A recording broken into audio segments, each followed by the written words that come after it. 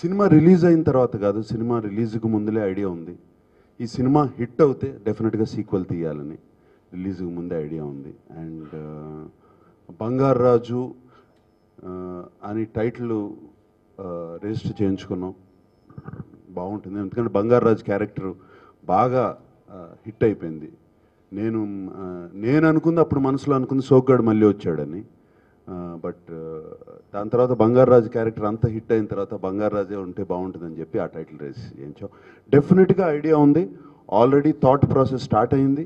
And దాని గురించి అప్పుడప్పుడు అనుకుంటూ ఉన్నాం. డెఫినెట్గా అది ఎప్పుడు మొదలవుతుందో నాకు తెలియదు, బట్ పండక్కి చేయాలి, చేస్తే మళ్ళీ ఎప్పుడో తెలీదు, పండక్కి ఏదో ఒక పండక్కి చేస్తాం. అతిరామ్ బాబా మీద కథ, దాని మీద చేస్తున్నాం. అండ్ యాక్చువల్లీ నేను ఇది ఇప్పుడు అడిగారు కాబట్టి చెప్పాను. నేను అక్కడికి వెళ్ళి తిరుపతిలో అనౌన్స్ చేద్దాం అనుకున్నాను. ఇప్పుడు ఆయన డైరెక్టర్ గారు నన్ను ఏమంటారు ఇప్పుడు చేశాను.